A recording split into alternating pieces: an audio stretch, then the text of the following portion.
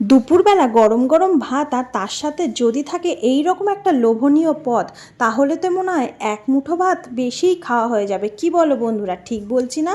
এই রকম অসাধারণ সুস্বাদু আর লোভনীয় রেসিপিটা কিন্তু আজকে আমি কিভাবে বানিয়েছি তোমাদের সঙ্গে শেয়ার করতে চলে এলাম। তোমরা হয়তো দেখে বুঝতেই পারছো, তবু আমি তোমাদের বলে দিচ্ছি। আজ কিন্তু আমি বানিয়েই ফেলেছি দুধ কাতলা, দই কাতলা, কাতলা মাছের ঝাল, অনেক কিছুই তো বানানো হয়। তাই আজকে আমি ভাবলাম আজ একটু দুধ কাতলা বানাই। কর্তামশাই বাজার থেকে 4 পিস কাতলা মাছ এনেছিল, আর এই 4 পিস মাছের দাম কত নিয়েছে জানো তো? 150 টাকা।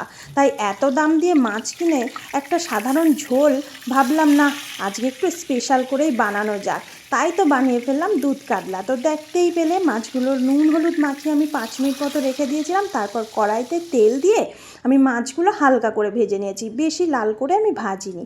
তারপর আবার কড়াইয়ের মধ্যে দিয়ে দিলাম ঘি। ঘিটা বেশ একটু হালকা গরম হয়ে গেল। তার মধ্যে আমি লবঙ্গ, এলাচ, তেজপাতা, একটা শুকনো লঙ্কা আর দারচিনি ফোড়ন দিয়ে দিলাম। বেশ সুন্দর করে ভাজতে থাকলাম, একটু গন্ধ বার হয়েছে। তারপরে দিয়ে দিলাম বাটা মশলা, পেঁয়াজ, আদা, রসুন, টমেটো বেটে রেখেছিলাম, দিয়ে সেটা আবার কষাতে থাকলাম। দারুণ সুন্দর গন্ধ বেরিয়েছে জানো তো।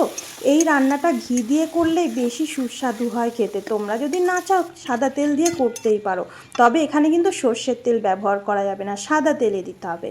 তারপর দেখো বেশ কষানো হয়ে গেছে। তারপরে আমি এর মধ্যে 1/2 চামচ জিরের গুঁড়ো, 1/2 চামচ ধনের গুঁড়ো, 1/2 চামচ লঙ্কার গুঁড়ো দিয়ে আবারও সুন্দর করে মিডিয়াম ফ্লেমে কষাতে থাকলাম।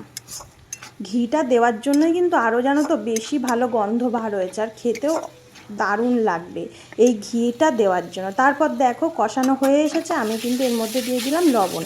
আমি কিন্তু এখানে কোনো হলুদ গুঁড়ো ইউজ করিনি জানো তো বন্ধুরা। তো দেখো এরপর আমি একটু স্বাদ মতো একটু চিনি দিয়ে দিলাম, চিনি দিলে বেশ ভালোই লাগবে। তো যেহেতু দুধ কাতলা করব, তাই কিন্তু আমি হলুদ দিইনি।